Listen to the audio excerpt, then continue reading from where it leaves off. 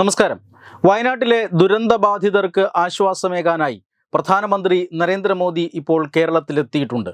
അദ്ദേഹത്തിൻ്റെ വയനാട് സന്ദർശനം പുരോഗമിക്കുകയാണ്. ഇപ്പോൾ നമ്മൾ ഈ വീഡിയോ ചെയ്യുമ്പോൾ അദ്ദേഹം കണ്ണൂർ വിമാനത്താവളത്തിൽ വന്നിറങ്ങിയ ശേഷം, പ്രത്യേക വിമാനത്തിൽ വന്നിറങ്ങിയ ശേഷം വയനാട്ടിലേക്കുള്ള ഹെലികോപ്റ്റർ യാത്രയിലാണ്. 11:20 കണ്ണൂർ വിമാനത്താവളത്തിൽ ഇറങ്ങും പ്രധാനമന്ത്രി എന്നാണ് നേരത്തെ അറിയിച്ചിരുന്നത്. എങ്കിലും നേരത്തെ അറിയിച്ചിരുന്നതിൽ നിന്നും വളരെ നേരത്തെ, അതായത് 10:53 തന്നെ അദ്ദേഹത്തിൻ്റെ വിമാനം കണ്ണൂർ വിമാനത്താവളത്തിൻ്റെ റൺവേ തൊട്ടു. അതിനുശേഷം 11:10 അദ്ദേഹം വിമാനത്തിന് പുറത്തേക്ക് വന്നു, ഹെലികോപ്റ്ററിൽ കയറി. 11:20 അദ്ദേഹത്തിൻ്റെ ഹെലികോപ്റ്റർ വ്യൂഹം അത് വയനാട്ടിലേക്ക് യാത്ര തിരിച്ചു. എയർഫോഴ്സിൻ്റെ Mi-17 ഹെലികോപ്റ്ററുകൾ, 3 ഹെലികോപ്റ്ററുകളാണ് പ്രധാനമന്ത്രി നരേന്ദ്രമോദിയുടെ യാത്രയ്ക്ക് ഒരുക്കിയിരുന്നത്. പ്രധാനമന്ത്രി നരേന്ദ്രമോദിയെ സ്വീകരിച്ചത് സംസ്ഥാന ഗവർണർ ആരിഫ് മുഹമ്മദ് ഖാനും അതുപോലെ തന്നെ മുഖ്യമന്ത്രി പിണറായി വിജയനും ചേർന്നാണ്. ഇവർ രണ്ടുപേരും ചേർന്നാണ് പ്രധാനമന്ത്രി നരേന്ദ്രമോദിയെ സ്വീകരിച്ചത്.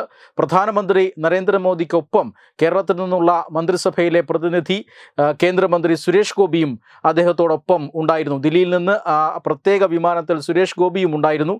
സുരേഷ് ഗോപിയാണ് അദ്ദേഹം ആദ്യമായി വിമാനത്തിൽ നിന്ന് പുറത്തിറങ്ങിയത്.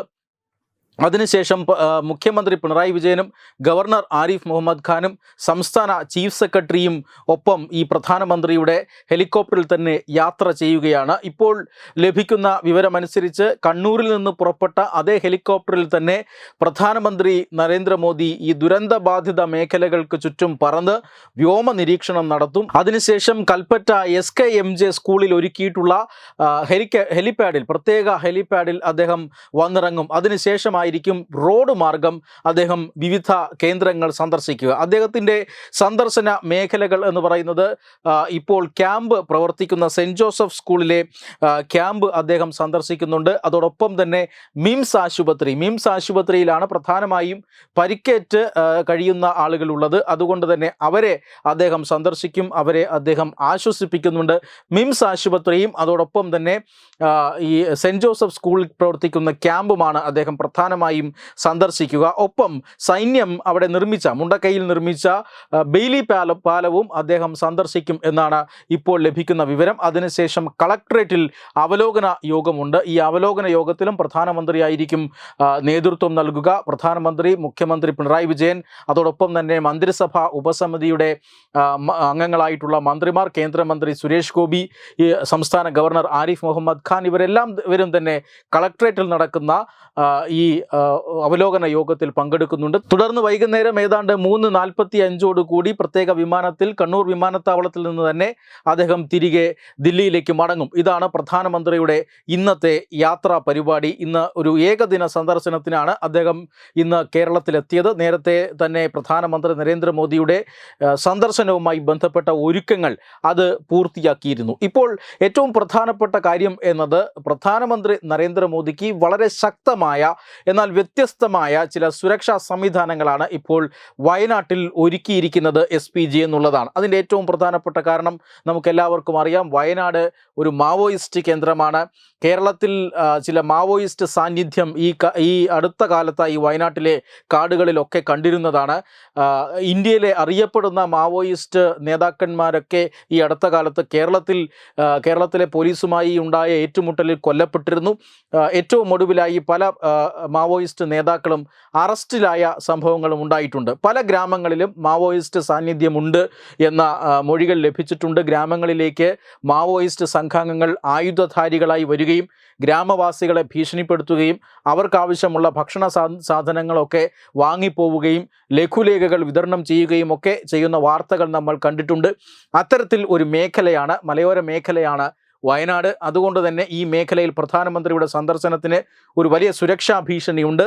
ഈ സുരക്ഷാ ഭീഷണിയെ മറികടക്കുക എന്നുള്ളതാണ് പ്രധാനമന്ത്രിയുടെ സുരക്ഷ ഒരുക്കുന്ന പ്രത്യേക സ്പെഷ്യൽ പ്രൊട്ടക്ഷൻ ഗ്രൂപ്പിൻ്റെ ഒരു കാര്യപരിപാടി എന്നത്.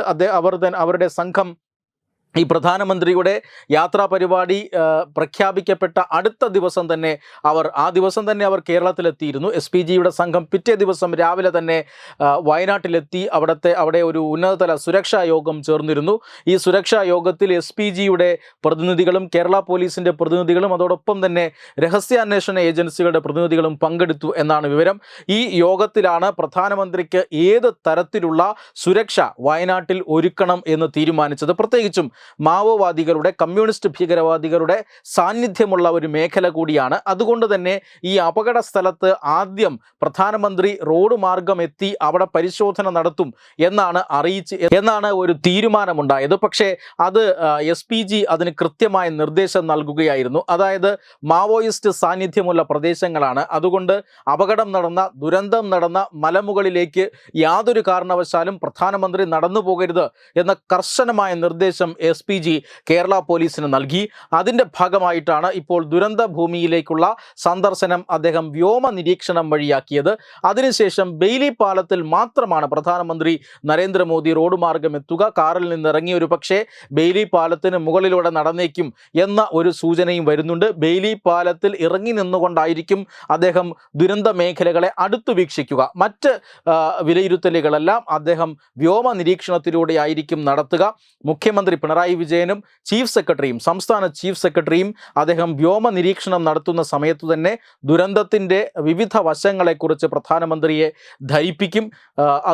ദുരന്തം എങ്ങനെയാണ് നടന്നത്, ഉരുൾപൊട്ടലിൽ എത്ര പേർ ബാധിക്കപ്പെട്ടു, എത്ര തീവ്രമായിട്ടാണ് ഈ ദുരന്തം നടന്നത് എന്നൊക്കെയുള്ള കാര്യങ്ങൾ അവർ വ്യോമ നിരീക്ഷണം നടത്തുന്ന സമയത്തായിരിക്കും പ്രധാനമന്ത്രിയെ ധരിപ്പിക്കുക. പ്രത്യേകിച്ചും ഏറ്റവും പ്രധാനപ്പെട്ട കാര്യം SPG ഈ ദുരന്ത ഭൂമിയിലേക്ക് കാൽനടയായോ അല്ലെങ്കിൽ വാഹനത്തിലോ എത്താൻ പ്രധാനമന്ത്രിക്ക് അനുമതി നൽകിയില്ല എന്നുള്ളതാണ്. രണ്ടാമത്തെ കാര്യം വിപുലമായ സുരക്ഷാ ക്രമീകരണങ്ങളാണ്. 12 SP-മാരുടെ നേതൃത്വത്തിലാണ് വയനാട്ടിൽ സുരക്ഷ ഒരുക്കിയിരിക്കുന്നത്. താമരശ്ശേരി ചുരത്തിൽ ഇന്ന് രാവിലെ മുതൽ തന്നെ ഗതാഗത നിയന്ത്രണമുണ്ട്. മേപ്പാടിയിലും അതുപോലെ തന്നെ കൽപ്പറ്റയിലും ചൂരൽമലയിലും, മേപ്പാടി മുതൽ ചൂരൽമല വരെയുള്ള ഭാഗങ്ങൾ അതീവ സുരക്ഷാ മേഖലയായി പ്രഖ്യാപിച്ചിട്ടുണ്ട്. അവിടെ എങ്ങും വാഹനങ്ങൾ പാർക്ക് ചെയ്യാൻ അനുവദിക്കുന്നതല്ല. അതിനോടൊപ്പം തന്നെ ഈ ക്യാമ്പ് സന്ദർശന സ്ഥലത്തും അതോടൊപ്പം മിംസ് ആശുപത്രിയിലും അവലോകന യോഗം നടക്കുന്ന കളക്ടറേറ്റിലും 100 കണക്കിന് പോലീസുകാരും അതുപോലെ തന്നെ കേന്ദ്രസേനയും എല്ലാം വിന്യസിച്ചിട്ടുണ്ട്. അതീവ സുരക്ഷയ്ക്കുള്ളിലാണ്, കനത്ത സുരക്ഷാ മതിലുകൾക്കുള്ളിലാണ് ഇന്ന് പ്രധാനമന്ത്രി നരേന്ദ്രമോദി വയനാട് സന്ദർശിച്ചു മടങ്ങുക. വെബ് ഡെസ്ക് തത്തുമൈ news. Powered by Jyotis, realizing your dream home. Our ongoing luxury apartments projects are Crown near Karivattam, The Square near UST Global, White Manor near Aattugal Ambalathara, and Evergreens Luxury Villas near Tirumala. Call 90482 55599. Jyotis Building Promoters Private Limited, Thiruvananthapuram.